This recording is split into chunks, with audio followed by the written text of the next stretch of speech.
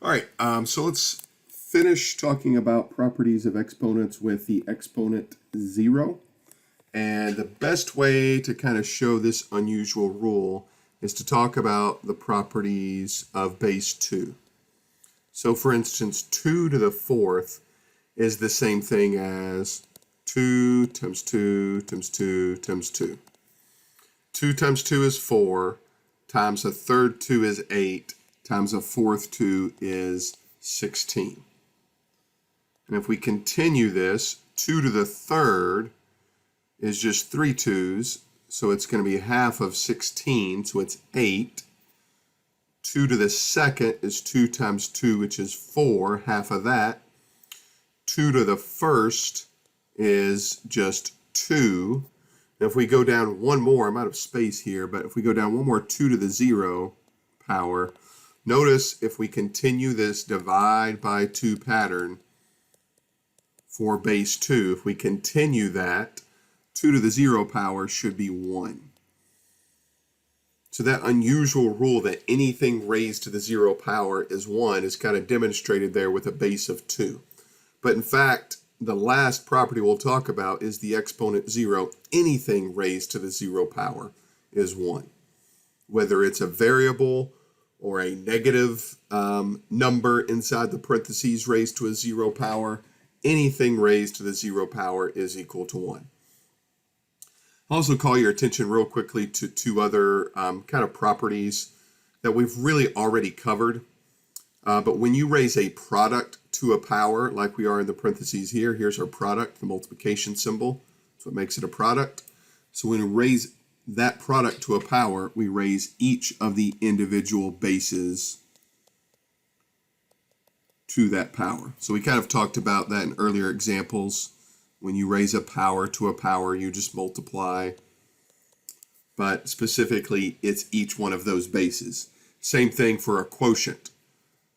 This example is a to the first divided by b to the first raised to the m power.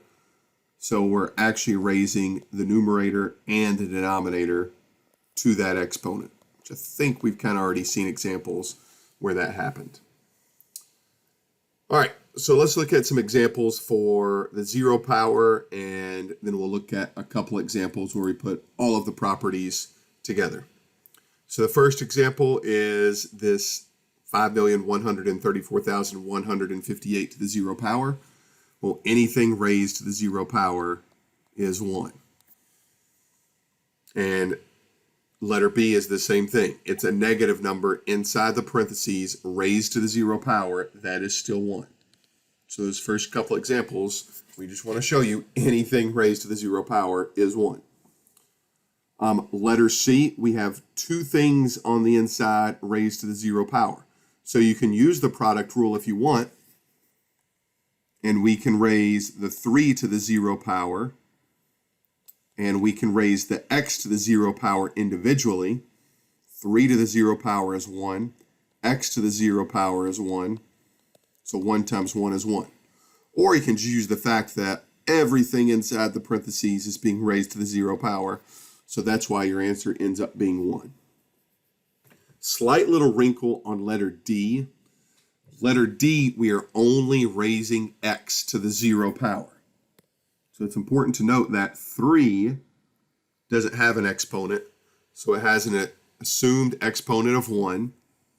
So this problem can be rewritten as 3 to the first times 1, because x to the 0 power gives us that 1.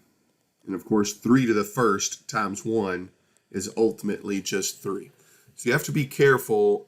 Look for parentheses. If there's no parentheses, you're likely only raising one of these bases to that 0 power. So be really careful when you're looking at these examples. All right, so let's look at two complex examples together, and you'll do the your turn. So the example number 1, this is a quotient problem. So we are just dividing, and you'll notice we have a lot of like bases in this problem.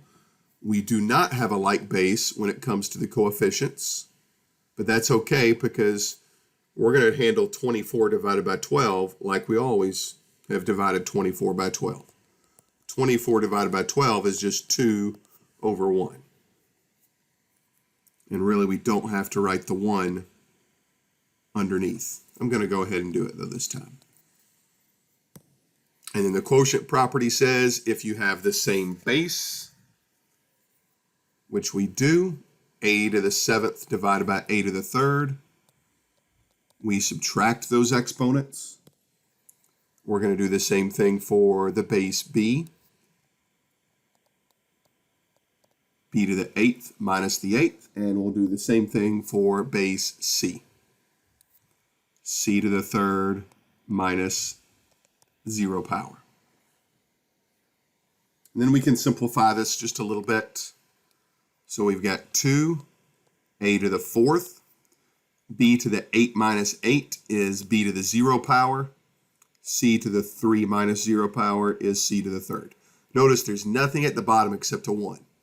Anything divided by 1 is itself, so I don't really need to put that 1. We can simplify this slightly because b to the 0 power is just 1, and anything times 1 is just itself. Example 2, we are multiplying, but we are also doing a power to a power in this problem. So I'm going to take care of the parentheses first.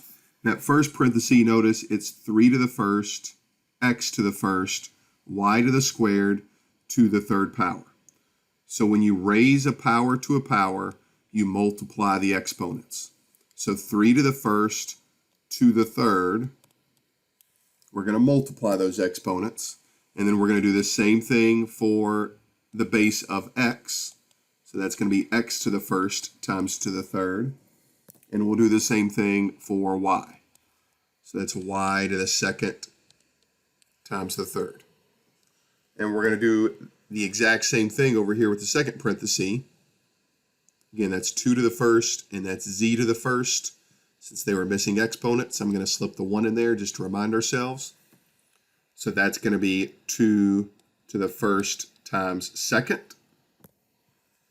That's going to be x to the 5th times the 2nd. It's going to be y to the 7th times the 2nd. And finally, that's going to be z to the 1st times the 2nd. So let's clean this up a little bit. It's going to be 3 to the 3rd, x to the 3rd, y to the 6th.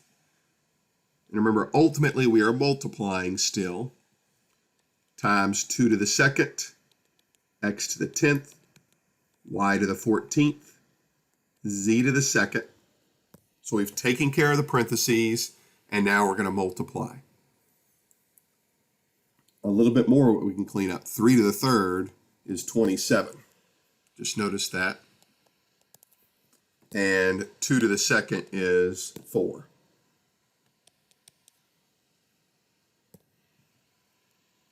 So just like division, we're going to treat the coefficients just like we always have. 27 times 4, we're just going to multiply 27 times 4 and get that answer. I think that's 108. So 27 times 4 is 108. And then we're going to multiply x to the 3rd times its common base, x to the 10th. We're adding those exponents. When you multiply, you add. And then do the same thing for the y's. Y to the 6th times y to the 14th is y to the 20th. Z does not have a common base, so z does not go with anything, so we're just going to bring the z to the 2nd down, and that is our final answer. All right, pause the video and try your turn. Take care of the parentheses first, and then use the quotient rule. So this is what the problem should look like after you get rid of the parentheses, after you raise a power to a power. Now use the quotient rule to finish. 27 divided by 9 is 3. X to the 6th divided by x squared is x to the 4th. And y to the 12th divided by y to the 10th is y squared.